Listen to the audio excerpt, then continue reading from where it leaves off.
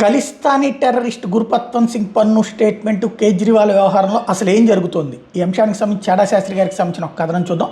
Khalistani terrorist Gurpatwant Singh Pannun అనేవాడు పంజాబ్లో పుట్టి కెనడాలో ప్రత్యేక ఖలిస్తాన్ దేశం కావాలనే శక్తులకు బహిరంగ మద్దతు ఇస్తున్నాడు.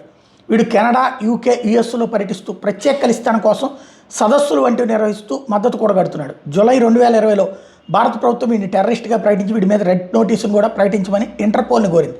అయితే అటు అమెరికా ప్రభుత్వం కానీ ఇటు కెనడా ప్రభుత్వం కానీ వీడి మీద ఏ చర్యలు తీసుకోవడం లేదు.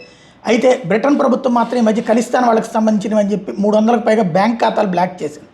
దాంతో వీడు రెచ్చిపోతూ భారత ప్రభుత్వానికి వ్యతిరేకంగా పలు సందర్భాల్లో ప్రకటనలు చేస్తూ వచ్చాడు.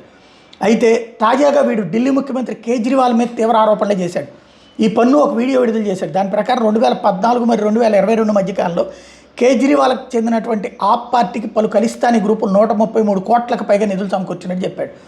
ఈ డబ్బుల సాయానికి బదులుగా దేవేందర్ పాల్ సింగ్ బుల్లర్ని విడుదల చేస్తానికి కేజ్రీవాల్ మాట ఇచ్చాడని ఈ పన్ను చెప్పాడు.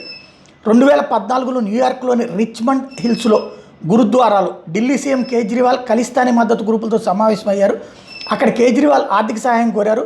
ఉగ్రవాద బుల్లర్ని విడుదల చేస్తానని హామీ ఇచ్చారు అని కూడా పేర్కొన్నాడు. ఆప్ ఎన్నికల నిధుల కోసం ఈ డబ్బులు ఇచ్చారని పన్నూన్ అంటున్నాడు. 9 మంది మృతి, 31 మంది గాయపడిన 1993 ఢిల్లీ బాంబు పేలుడు కేసులో ఈ బుల్లర్ ముఖ్య దోషిగా జైలు శిక్ష అనుభవిస్తున్నాడు. ఇంకో విషయం ఏంటంటే 2014 నవంబర్ నెలలో ముఖ్యమంత్రి హోదాలో కేజ్రీవాల్ ప్రొఫెసర్ బల్లర్ని విడుదల చేయమని ఢిల్లీ ఆప్ ప్రభుత్వాన్ని ఇప్పటికీ రాష్ట్రపతికి అభ్యర్థన పంపింది అని సిక్ సీనియర్ నాయకుడు ఇక్బాల్ సింగ్ ముఖ్యమంత్రికి లెటర్ యాడ్ మీద లేఖ రాశారు.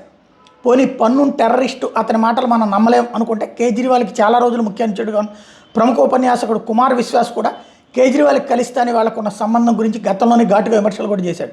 చూడబోతే కేజ్రీవాల్ ఈ ఖలిస్తానీ ఊబిలోకి గట్టి కూరుకుపోయేటట్టున్నాడు. ఎన్ఐఏ దర్యాప్తు దగ్గరికి వెళ్ళే పరిస్థితుంది.